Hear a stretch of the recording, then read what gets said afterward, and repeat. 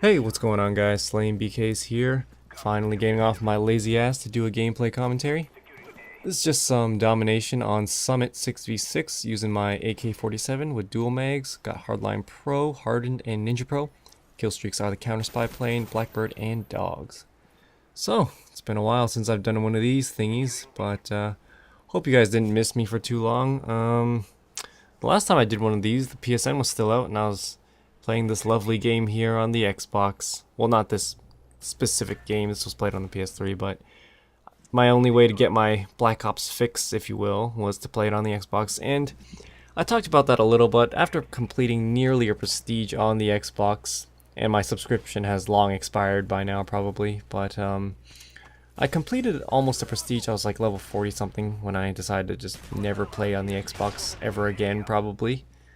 But I finally figured out how the Xbox kind of works, or how the players play differently in anything of the sort. But I finally figured out why people say that players are better, quote unquote, on the Xbox. And it's just because that it's not that they're better, it's just that there's so many tryhards on the Xbox. My friends list love to play Search and Destroy, which I hate playing on Black Ops, and the first game I get into is some asshole running up to me with a fucking lightweight sleight of hand Ninja G11, and then he, you know, one or two bursts me, and that's my life as I wait to respawn in the next round. It was so garbage, and it's just, everybody's just such a tryhard. It's totally all FAMAS in terms of gun usage, and there's no kind of just guy who wants to run around and shoot shit with an M60. Does that really mean the PS3 players are bad? I mean, I'll run into people with equal KDs as the players I find on the PS3, and a guy's running around with, I don't know, a 1.15 KD, and his favorite weapon is the FAMAS. I mean, a player like that isn't good in any sense, to me at least, but he's good enough to be very, very annoying. If that player was to run Ghost, maybe Warlord, and Hacker, I guess, typical Ghost bitch class, to run in a match. I mean, if he was to use that combined with, I don't know, FAMAS, I guess, it becomes a huge nuisance. And I'll win my domination games or whatever game mode I'm playing by quite a bit, just like I do on the PS3, but you'll just get those scores which are not the ones that you'd hope for. Like if you were to finish a domination game, I don't know, 30-19, is that good? That's not good. You don't hope to go 30-19 and never be able to get your, I guess, attack dogs in a game. But what can you do? I mean, getting FAMAS'd by, I don't know, Fuse HD or some stupid tryhard gamer tag like that, it's not fun. I do not recommend playing on the Xbox. But that's just my 2 cents. But I tried not playing too much during the PSN outage. I found myself playing basketball, watching basketball, NBA playoffs and stuff.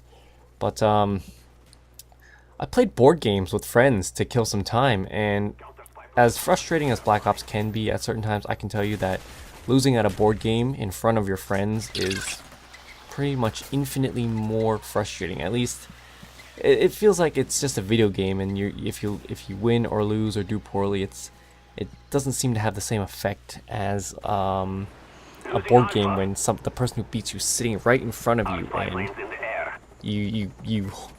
it takes all your power or all your might to not strangle said person, if you will. But yeah, that's how I killed some time. I played a board game. It's a very nerdy board game. It's called Citadels. I doubt anybody has ever heard of this game, but it involves magicians and just overall very nerdy stuff. Just don't mess with it. My life without the PS3 was awkward. But I still play the board game now. I played some of it today with some friends, and I did terribly. I wanted to strangle my friends yet again. But talking about the gameplay a little, this might be my favorite game mode and map to play it on, and because of this domination spawn trap that I got going on here. And it's just like probably the best spawn trap in the entire game, to me at least. T-Bar covered this in a video, but in his video he popped a claymore where I put down a motion sensor, and I prefer to use the motion sensor because It covers you pretty much an infinite number of times until it's at the very least destroyed or you get killed. Because if you keep killing them in the back there, or somebody crosses that line, that imaginary line, and breaks the spawn trap, they may start spawning over at where that tower is, to my right, I guess, at this point in the video. But if they start spawning there, you see that I can pick them up on my motion sensor. Although we have an SR up, the SR's starting to fade a little at this point, but the motion sensor will pick them up.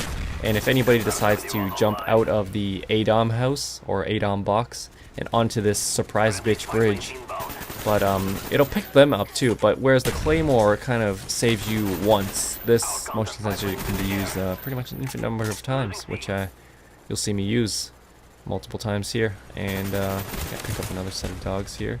Oh, just about. As I lie down and wait for somebody to kill, and figure I'll take this M60 that I find on the ground and go out firing. And yes, there I go. Only to be blown up, but that's all good. I got my dogs. But other things I've been doing today, I went to see The Hangover 2. It was very enjoyable. Maybe I'll give you guys my thoughts on that. It's not as good as the first one, I would say, but I had questions of whether or not they should have even made a second Hangover. The first one went over quite well, and the way I see it, I guess there's too much money to be made not to make many more installments of this movie. So, okay, hey, it's Hollywood, so why the hell not? But I guess the gist of the movie is, without giving away any spoilers, I mean, it's the same basic plot as the first one. It's you know, the same three guys. They go for a bachelor party and get wasted, get in trouble, lose a friend, and then go through a bunch of crazy things to get said friend back, until finally somebody has an epiphany, and then they realize, oh, the friend was just under our noses the entire time, followed by some hilarious camera pictures at the very end of the movie, just like the first one. But I think this one wasn't as great as the first one,